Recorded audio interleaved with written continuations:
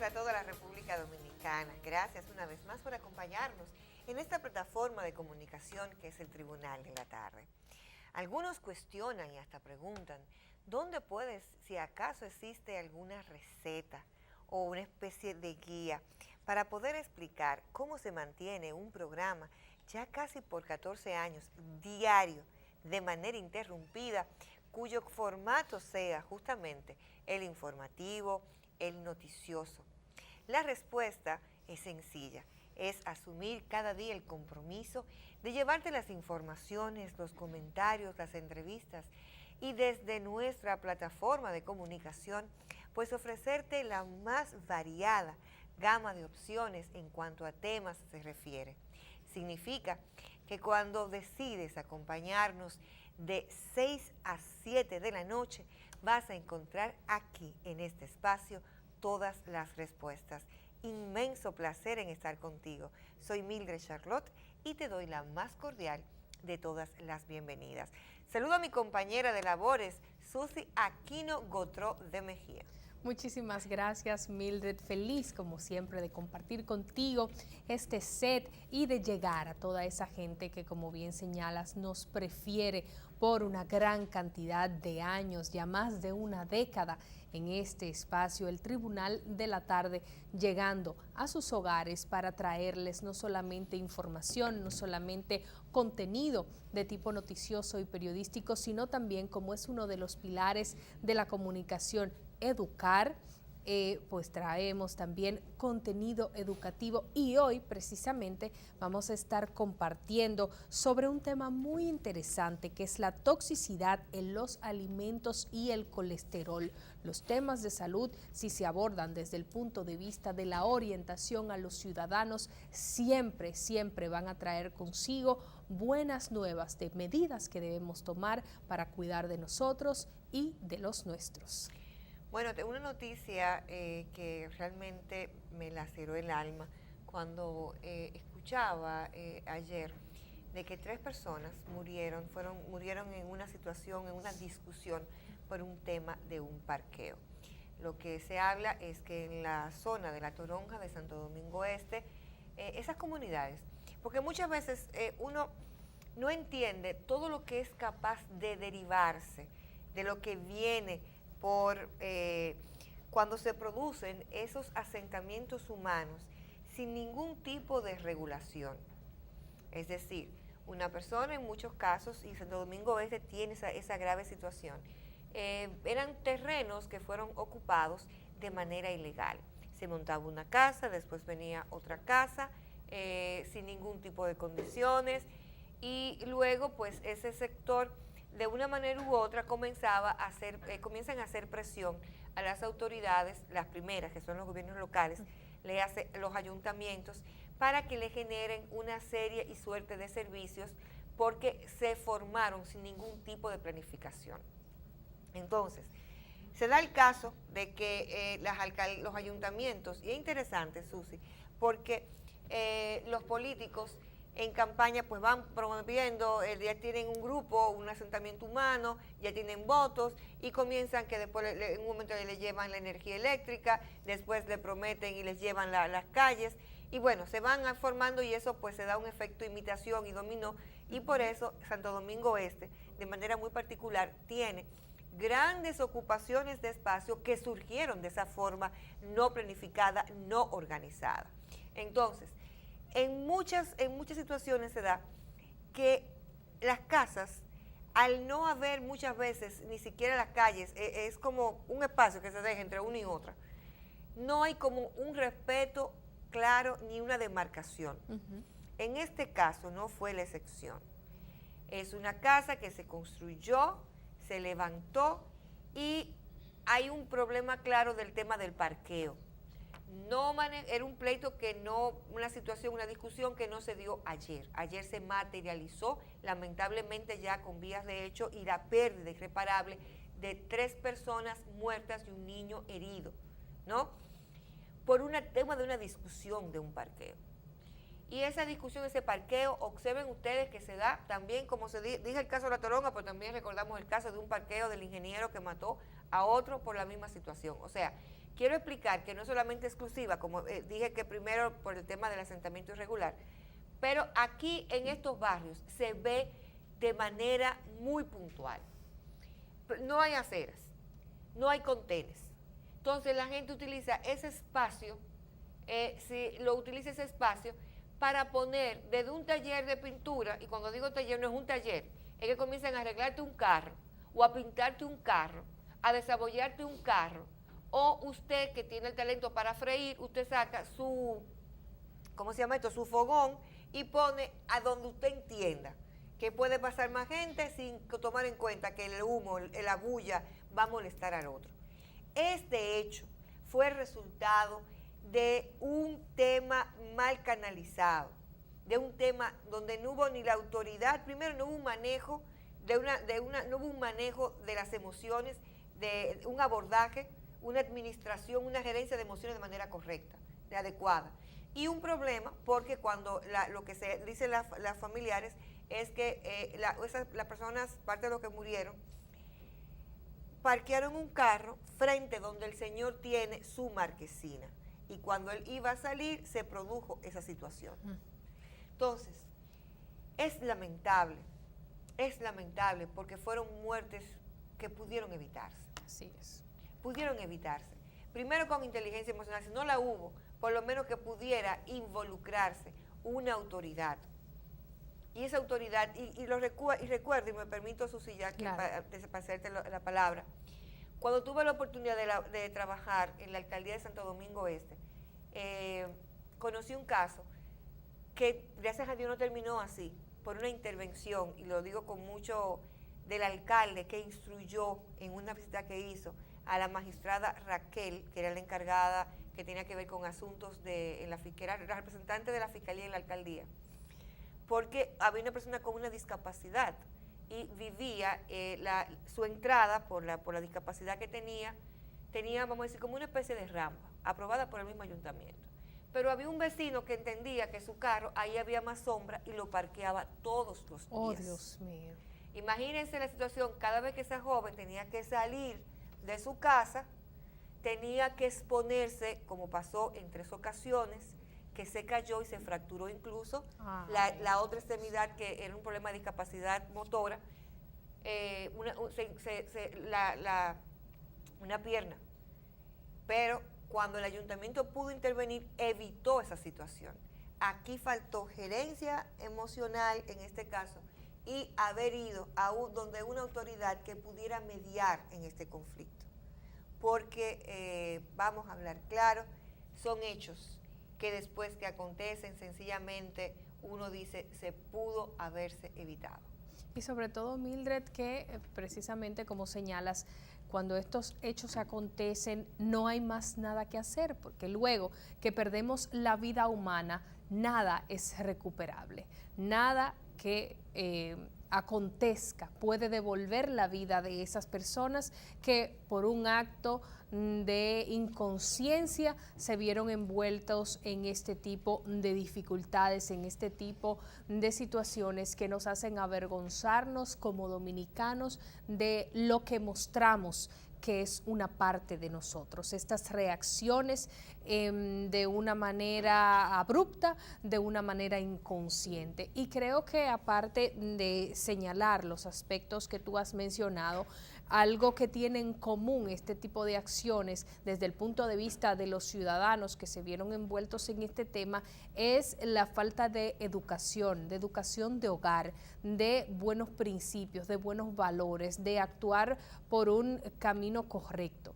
Porque si tenemos en cuenta que debemos de encenderarnos por un buen camino, no utilizamos estos espacios que no nos pertenecen para ubicarnos. Es cierto que las situaciones de hacinamiento, las situaciones de pobreza a veces llevan a las personas a actuar contrario a su voluntad por buscar una mejor manera de vivir. Pero ya que estamos en esta situación, pues entonces comportémonos de la mejor manera posible y no estemos irrumpiendo en los espacios de los demás o en los espacios que los demás hayan ocupado y no le pertenezcan, pero que ya se han delimitado, pues que cada quien tomó su lugar en ese pedazo de tierra donde allí convivamos todos en comunidad. Y encima de que respetamos el espacio del otro, que aunque no le pertenece, lo está ocupando, no nos desenvolvemos de una buena manera a la hora de tener un conflicto. Reaccionamos de manera violenta, reaccionamos de manera ofensiva, reaccionamos de manera inconsciente. Entonces mostramos la brutalidad que está presente en muchos seres humanos, en muchos de nuestros ciudadanos que no piensan dos veces antes de intercambiar palabras obscenas con los demás y de intercambiar acciones violentas con los demás, que en casos como este, pues sencillamente terminan en la muerte, que es ya el último estadio pues de un acto de violencia. Lamentable que nosotros como sociedad nos estemos mostrando, como decía a manera de chanza un profesor mío en el colegio, con actitudes animalescas, con actitudes de animales. Él usaba esa palabra y a todos los estudiantes le daba un poco de risa. Y precisamente cuando alguien se expresa o se conduce o acciona de esta manera, no es un asunto que nos debe llamar a reírnos, sino a reflexionar. Nos debe llenar de pesar y nos debe hacernos sentar en la silla del pensamiento crítico de cómo queremos seguirnos conduciendo y de cómo vamos a seguir criando y si vamos a seguir reproduciendo este tipo de antivalores en nuestra sociedad. Bueno, se acerca ya mayo, o sea, se acerca el fin de mayo, llega junio y el 9 de junio es la fecha que se espera que la Procuraduría General de la República pues presente ya la acusación formal, ya luego del tiempo que había solicitado.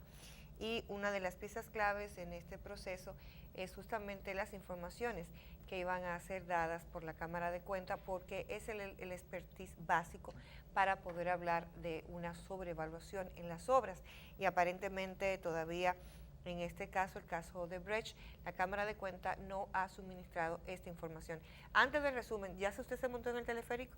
No me he montado en el teleférico, estoy ansiosa por montarme, espero no durar tanto como para el metro de Santo Domingo, que me vine a montar para ir a la feria del libro, no la que pasó, la del año anterior. Ah, pues no, yo vamos a ver qué hacemos.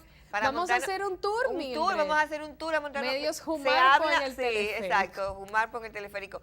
Se habla de que, bueno, he visto unas imágenes ya que han hecho el tema urbano, no decoración, sino una ambientación urbana, varios techos, varios artistas, por ejemplo, alguien subió en Instagram una historia y hay poemas, por ejemplo, fragmentos de Hay un país en el mundo, escrito en los techos de la zona por una traviesa, y una señora, una crónica que vio de un periodista, desde arriba ella vio un panal de abejas. Okay. Ella dijo que ella identificaba, desde allá arriba, ella identificaba un panal de abejas. Esperemos que no empiecen a pintar pleberías en los techos, pues sí, porque conocemos la creatividad y la efusividad de nuestro pueblo, ¿verdad? Así mismo. Pero ayer disfruté mucho la caricatura te dije, del tema del teleférico, no sé si la llegaste a ver. Creo que sí, pero no. Cuando le pedí a la señora que había que techar cierta parte de... Ah, sí, por supuesto, cierta parte de hacer de su casa. Bueno, vamos ahora a un contacto con Esmilda Montero. Y ese contacto pues nos garantiza a nosotros que estaremos más que informados, porque en un excelente resumen de noticias nos presenta lo más importante que ha acaecido hasta este momento. Así que adelante, señor director.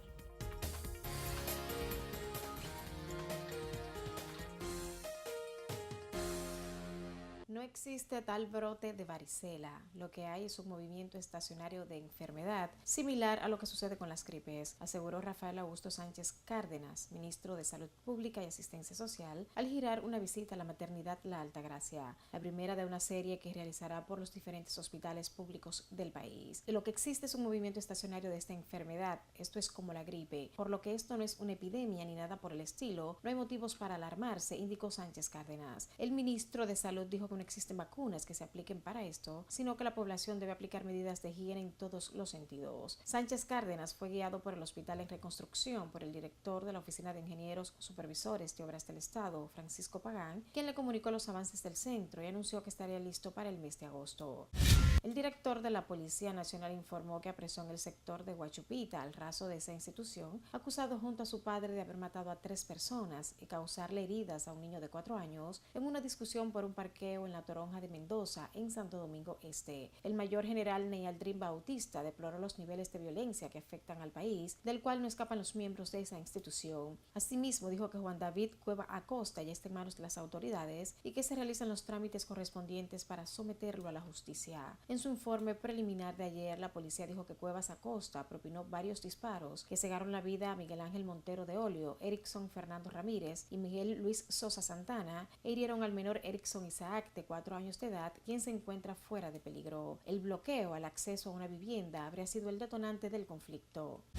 Finalmente, la Fundación Institucionalidad y Justicia, FINJUS, recomendó a la Cámara de Diputados retomar el proyecto de ley de partidos políticos sometido por la Junta Central Electoral por entender que el aprobado por el Senado presenta graves contradicciones con el marco normativo y los avances registrados en el proceso de reforma de la institucionalidad democrática. La propuesta fue entregada este jueves por el vicepresidente de FINJUS, Servio Tulio Castaños Guzmán. En el documento, FINJUS cita en un primer punto que en el proyecto aprobado por el Senado, en su artículo 45, lo relativo a la cuota femenina, se estructura la inadmisibilidad de las listas de candidaturas congresuales y municipales si no cumplen con el 40 y 50% de participación femenina respectivamente.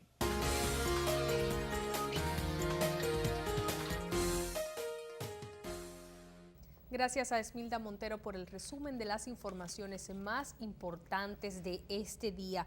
Ahora vamos a ver un segmento muy interesante y es que vamos a hablar de cine hoy jueves y Alex Cuellar nos cuenta lo que ocurre en el séptimo arte.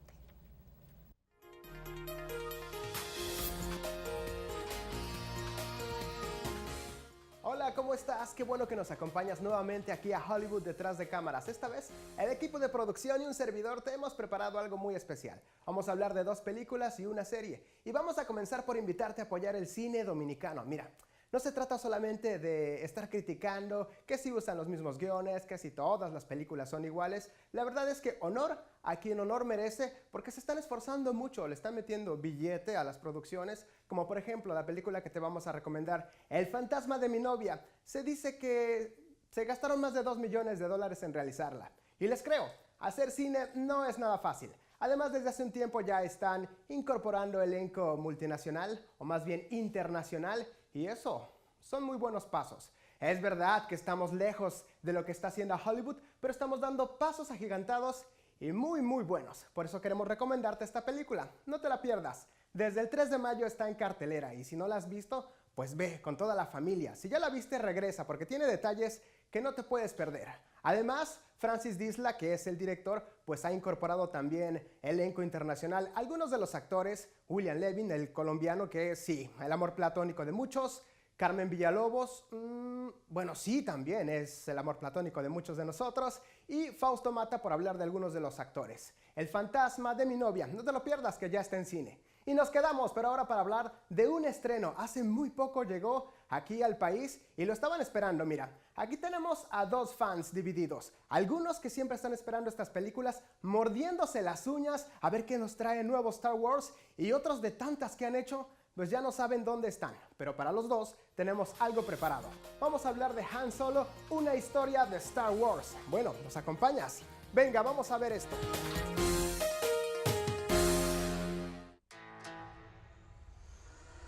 Han Solo, una historia de Star Wars, dirigida por Ron Howard. Es una nueva aventura del sinvergüenza y contrabandista más conocido de la galaxia, a bordo del Halcón Milenario y en un viaje a una galaxia muy lejana. A través de una serie de aventuras en un submundo criminal oscuro y peligroso, Han Solo se hace amigo de su futuro copiloto, Chewbacca, y conoce al jugador Lando Calrissian en un viaje que marcará el camino de uno de los héroes más improbables de la saga de Star Wars. La película se sitúa antes que Han conociera a Luke Skywalker y a Obi-Wan Kenobi en Una Nueva Esperanza. Parte del elenco de reconocidas figuras para este film son Alden Ehrenreich como Han Solo, Woody Harrelson como Tobias Beckett, un criminal y mentor de Han. Emilia Clarke es Q-Ray-2. Donald Glover es Lando Calrissian.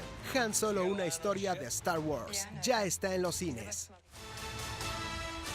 Muy interesante, Han Solo, una historia de Star Wars, y la verdad es que preparamos eso con mucho cariño para ti. Fíjate que el primer actor que encarnó este personaje fue Harrison Ford, quien ya dio su crítica acerca del nuevo actor que encarnó el personaje de Han Solo y dice que la fuerza le está acompañando y que le está yendo muy bien. Ahora es momento de irnos a la plataforma de Netflix. Tenemos una serie para ti. A ver si recuerdas estas películas de un tipo con capucha que tenía una máscara de calavera. Y sí, estamos hablando de Scream. ¿Te recuerdas que les llamaba a ciertas adolescentes y que también las acosaba y bueno, armaba todo el show? Pues en el 2005 se hizo una serie en base a estas películas y se transmitió por MTV. Ahora regresó por Netflix y todos los fans están esperando la tercera temporada. Tenemos más para ti, queremos compartirlo contigo. Venga, acompáñanos.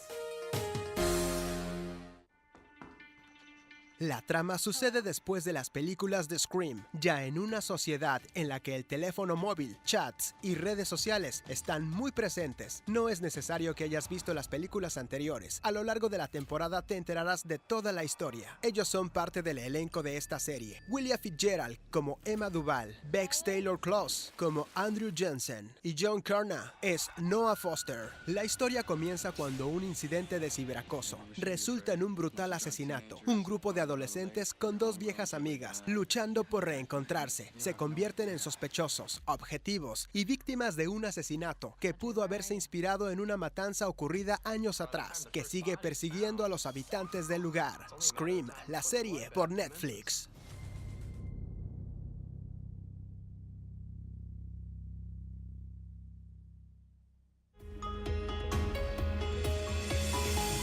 Es lo que tenemos para ti aquí en Hollywood detrás de cámaras, y la verdad es que sí, muy buenos recuerdos con esa serie de Scream. Pues sí, nos recordamos de las películas. Muchísimas gracias por acompañarnos. Ya sabes que si te quieres mantener en contacto conmigo, en @AlexCuellar en Instagram y en Alex Cuellar en Facebook. Ahí te voy a estar esperando, voy a responder todos tus comentarios. Quédate aquí, la próxima semana también tenemos algo grande preparado para ti. ¡Nos vemos!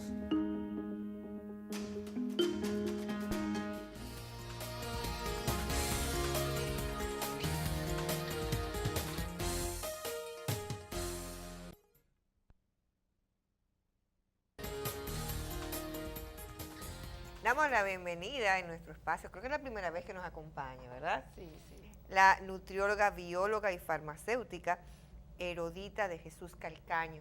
Inmenso honor que estés junto con nosotros. Muchísimas gracias a ustedes por darme la oportunidad de estar acá acompañándole en esta noche tarde. Bienvenida al Tribunal de la Tarde. Gracias. Quisiera, antes de entrar en materia, y aunque parezca una pregunta un poco trivial, pero me causó de manera sincera, me llamó la atención. Doctora, ¿cómo usted ha hecho para estudiar tantas ramas dentro de la salud? Caramba, en tan poca edad, porque la vemos bastante joven, y cómo las relaciona nutrióloga, bióloga y farmacéutica. Bueno, la primera es la farmacéutica. Ser farmacéutica me permitió hacer la maestría en alimentación y nutrición, y también me permitió hacer la otra carrera de biología y química. Entonces, ambas carreras se complementan una de otra. ¿Qué le lleva a decantarse por la parte de farmacia? Prácticamente yo diría que doy gracias a Dios que esa fue la línea que escogí.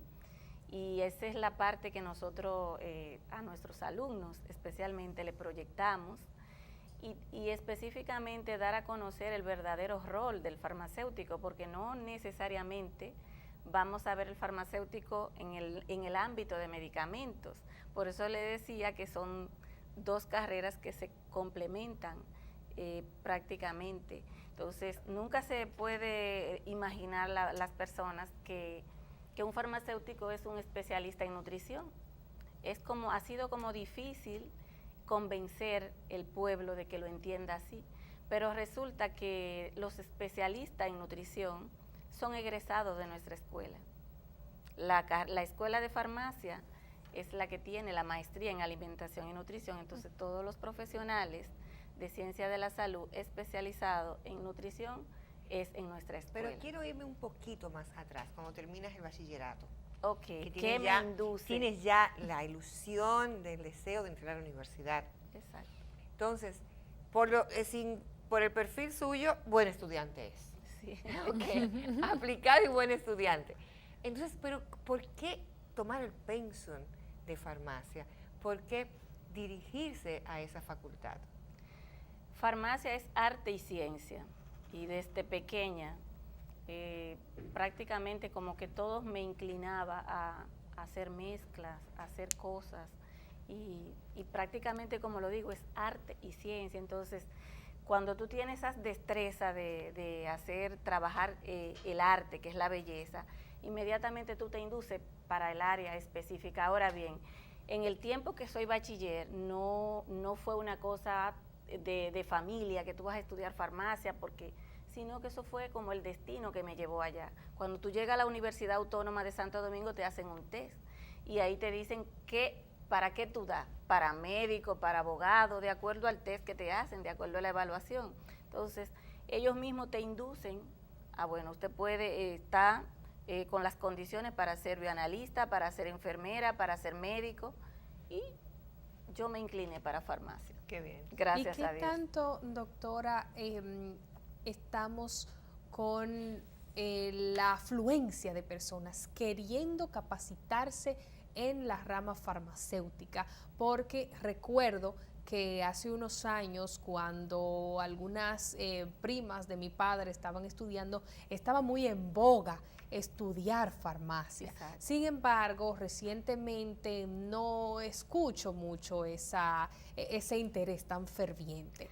Realmente, en la realidad, ¿cómo es la situación? Sí, realmente el farmacéutico siempre ha sido mal pagado, y las personas se van a las áreas, bueno, voy a tener un trabajo que me van a pagar muy bien. Ese puede ser un factor por el cual ha caído. Yo diría del 2011 para abajo, porque del 2011 hasta donde estamos, que ha sido la gestión que hemos trabajado, pues la carrera se ha posicionado, y actualmente hay un gran interés en estudiar farmacia. Por esto, porque hemos destacado sus diferentes roles, porque hubo un momento de frialdad donde, así como tú dices, te van a ver como un modelo a seguir. Mi tía estudió farmacia y mira qué es lo que es. Mi mamá, mi papá, mi primo, tengo mi amiga, mi vecina, y no tiene un trabajo, no le veo el beneficio. Pero a medida que nosotros hemos trabajado desde la gestión de la Escuela de Farmacia, hemos trabajado para mejorar claro está, nosotros no mejoramos salario, pero nuestros profesionales, que a medida que se van dando a conocer su competencia, pues claro, es un profesional que se necesita, que se requiere, y que vamos a trabajarlo de tal manera que pueda recibir un salario más o menos pertinente. ¿Cuál es el campo? Usted decía que básicamente los egresados de la carrera de farmacia se van en una gran mayoría por la parte de medicamentos. ¿Cuáles serían otras ramas de posicionamiento laboral para un egresado de esta carrera? La escuela de farmacia, o la carrera en sí, tiene área de medicamentos del punto de vista de la industria, pero también del punto de vista de la regulación sanitaria. Bien, Entonces, asuntos regulatorios, todo lo que tenga que ver con normas, con leyes. Ahora mismo para tú registrar un producto necesita la presencia de un farmacéutico. Qué bien. Pero eso es del punto de vista del medicamento, también de lo cosmético. Para registrar un cosmético también necesitamos la presencia de un... Sí. Mira. Y el farmacéutico, además de que trabaja en la parte de registros, también está formado para la fabricación. Bien, entonces... Ustedes tienen muchos colegas en Moca. Claro, pero ya Bueno, ese sería otro punto de sí. falsificación. No, y ya se están regulando, ya hay una Claro batalla sí, que se hay está normas, librando. hay normas que se están aplicando. Fuera de cámara hablábamos sobre eso, que estaban participando en un taller con el ministerio para esas normativas que van a salir y van a continuar porque se ha trabajado bastante. Entonces, ya hablábamos del área de medicamento del punto de vista industrial y del punto de vista de registro. El alimentos también, la parte de alimento, la parte de nutrición, alimentación, como dietista. Qué bien. Dietista. También en la parte de tecnología de alimento del punto de vista de la bromatología. Bien. Bromatología. Ciencia de los alimentos.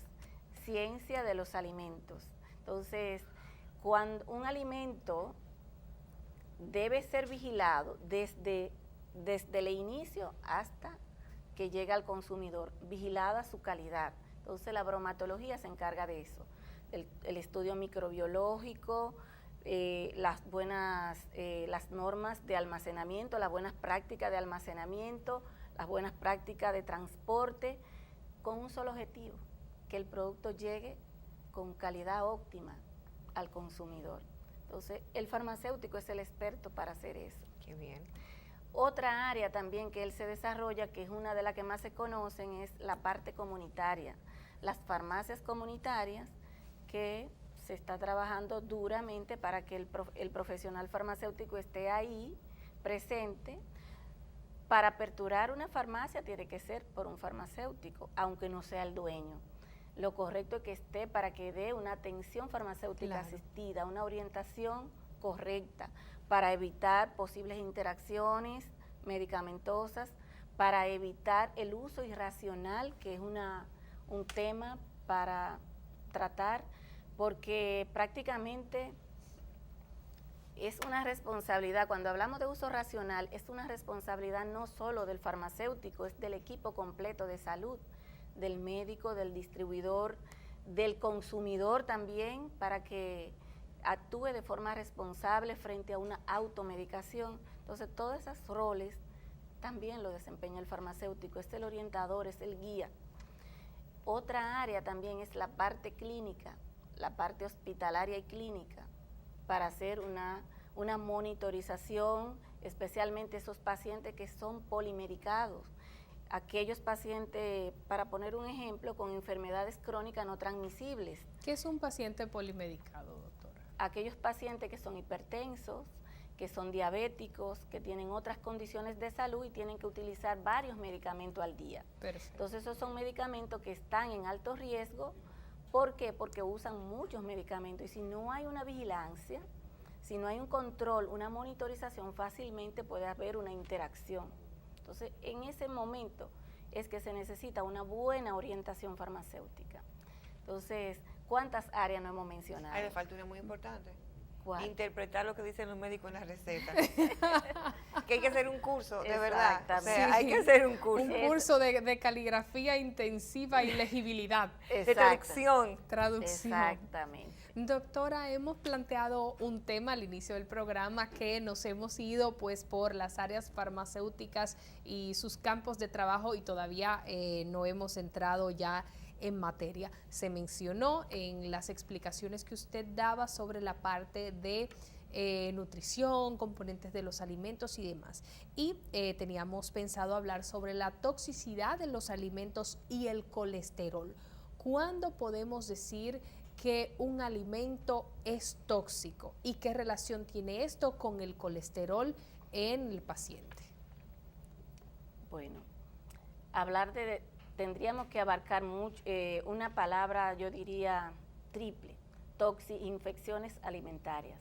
Okay. Porque tendríamos que muchas veces confundimos una intoxicación con una alergia por alimento.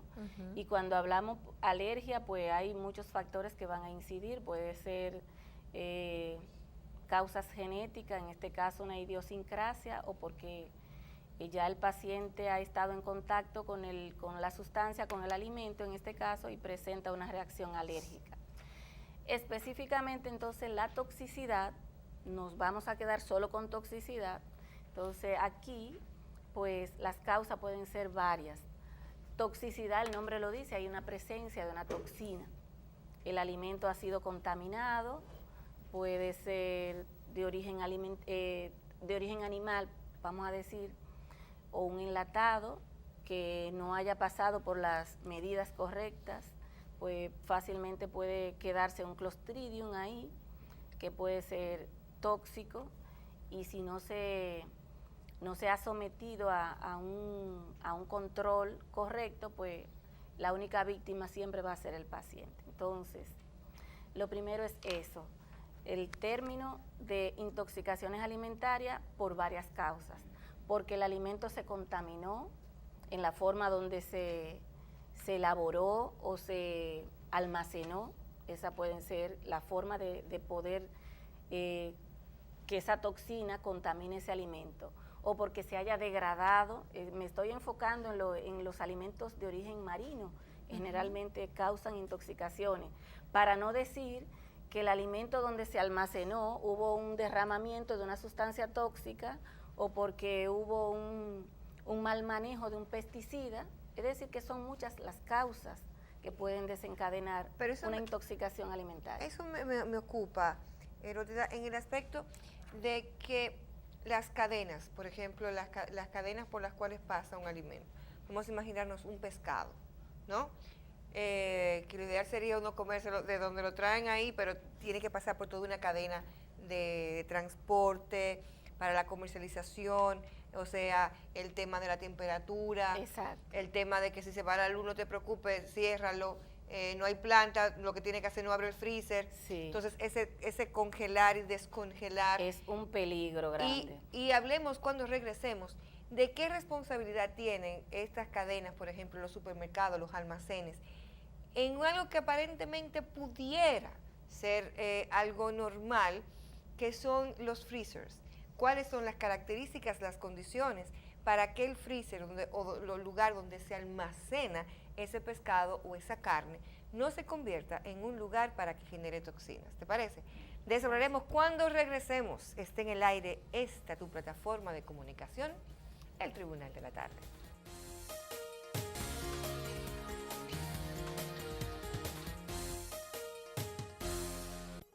Estoy de regreso contigo en este tu espacio, el Tribunal de la Tarde. Hoy nuestra propuesta es la licenciada Erótida de Jesús Calcaño, quien es nutrióloga, bióloga y farmacéutica, y luego vamos a hablar de las aspiraciones a ser la vicedecana de la Facultad de Ciencias de la Salud de la UAS, y es la directora de la Escuela de Farmacia de la misma entidad educativa. Antes del contacto preguntaba, el freezer, ¿cuáles deben ser las condiciones de seguridad que debe tener este equipo para no convertirse en un elemento que genere toxicidad y se olvide de lo básico que es la preservación de sus alimentos? Exacto. Generalmente, como hablábamos anterior, que las causas de contaminación del alimento va a depender de la forma de almacenamiento, porque si no se almacenan correctamente pueden degradarse. Específicamente en los centros comerciales vamos a confiar plenamente que la temperatura, aún sea de noche, se va a permanecer igual. Eso va a depender de la ética, porque en nuestras prácticas docentes, que mandamos los alumnos a hacer investigaciones, pues resultan hallazgos de que, por ejemplo, mandamos a comprar un producto a un colmado X, y ese producto fácilmente no está frío. Por ejemplo, un yogur, para decir, no está frío. ¿Por qué? Le preguntaban, ¿por qué no está frío? Porque apagamos la nevera de noche o apagamos el freezer de noche.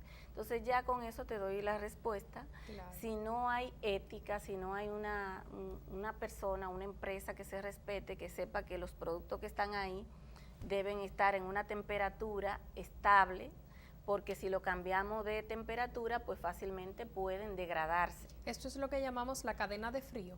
Exacto, permanecer la cadena de frío y observa que cuando vamos a comprar siempre debemos comprar producto. Esa cadena de frío, la carne, el freezer no debe estar sobrepasada de su límite. Gracias a Dios he observado algunas empresas que ya hoy tienen hasta la puerta para que la cadena de frío no se pierda, porque muchas veces las carnes que están por encima suponte que el frío va por encima, tú compras esta no está protegida. Es verdad. Entonces debe siempre estar, si vemos que no tiene puerta, pues vamos a coger de la que están más para atrás o la que están más debajo. Licenciada, vamos a... Sí, no. Te iba a preguntar, antes de pasar voy a quedarme en el freezer, Susi, antes de pasar a otro antes de tema. pasar al otro Por ejemplo, he visto, no en los supermercados, porque ya están mucho más modernos, ya tienen los freezers más grandes, pero en los colmados, en los barrios, tienen un freezer. Entonces en ese freezer te colocan embutidos, te ponen carne, te ponen el yogur, el helado. Es tremendo. Eso entonces, ¿qué puede generarse ahí? Contaminación cruzada. Fácilmente, la contaminación cruzada no solo ellos la van a hacer, nosotros también en la casa, si no hay un buen control y no vigilamos. Con el pañito de la cocina, donde quiera que vamos, eso lleva bacterias. La tabla donde cortamos la carne, se debe tener una tablita para la carne, una tabla para el queso y así para las ensaladas, para evitar una contaminación cruzada. Volviendo al colmado, simplemente es vigilar. Nosotros, ustedes, felicitarla por este tipo de programa porque es educar a las personas, al público, al pueblo, que a la hora de comprar, ojalá pudiéramos desarrollar campañas de publicidad sería la palabra, educativas, para que esas personas que están haciendo esos expendios sin ningún control, sin ninguna vigilancia, pues entienda de qué manera debe conservar los alimentos que sean peligrosos. Por ejemplo, que tú no puedas poner carne, que se fue la luz o que tú desconectaste tu freezer y que va a hacer un liqueo a los yogures, a los jugos, a las cosas que están ahí. Hacerle como una exigencia de que deben estar en porciones o en envases cerrados, para no decirle que tenga un freezer para cada cosa, claro, sino que estén en envases protegidos para evitar una posible contaminación. Aquí estamos vivos de milagro. Bueno, aquí nos hemos salvado por la campana, como dicen por ahí. Ahora sí nos vamos a la UAS para que usted nos comente sobre sus aspiraciones a ser la vicedecana de la Facultad de Ciencias de la Salud. Actualmente usted se desempeña como directora de la Escuela de Farmacias de la referida universidad y encargada de toxicología de la Comisión Ambiental también de la UAS. Exacto. Entonces, ¿cómo serían estas nuevas funciones de alcanzar, pues, obtenerlas? Sí, desde la posición de vicedecana de la Facultad de Ciencias de la Salud con sus 8 escuelas, porque ahora prácticamente estamos frente a una escuela. En la posición de vicedecana estaríamos apoyando no solo a la Escuela de Farmacia, sino a todas, claro, la Escuela de Medicina, de Bioanálisis, de Medicina, de Enfermería, de Ciencias Morfológicas, Ciencias Fisiológicas, son 8 escuelas. Exacto. Desde esa posición, pues nosotros vamos a trabajar como hasta ahora lo hemos hecho, porque nuestro trabajo habla a la vista un botón. Vamos a continuar con los procesos de fortalecimiento del posgrado, como lo hemos hecho en la Escuela de Farmacia, que prácticamente tenemos 7 programas abiertos. Hay 4 programas de nutrición en la sede, hay un programa en Santiago y hay un programa en San Francisco de Macorís, y está aprobado también en Nagua. Entonces, igual como hemos trabajado proyectando la universidad, eso mismo vamos a seguir haciendo desde la posición de vicedecana en todas las escuelas, fortaleciendo el posgrado, apoyando al desarrollo y para que nuestros egresados sean un referente, que sean un modelo a seguir. ¿Y cómo pueden votar por usted? Confiando en nuestro plan de No, o gestión. sea, en la casilla y demás. Ok, la número 3, esa es la numeración que tiene nuestra boleta, número 3, y a todos los profesores que realmente valoren y que confíen que nosotros somos la mejor opción.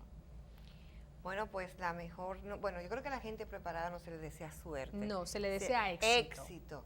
Éxito en gracias. todo lo que usted realice, y de verdad que fue una conversación que de manera muy particular digo que la disfruté. Gracias.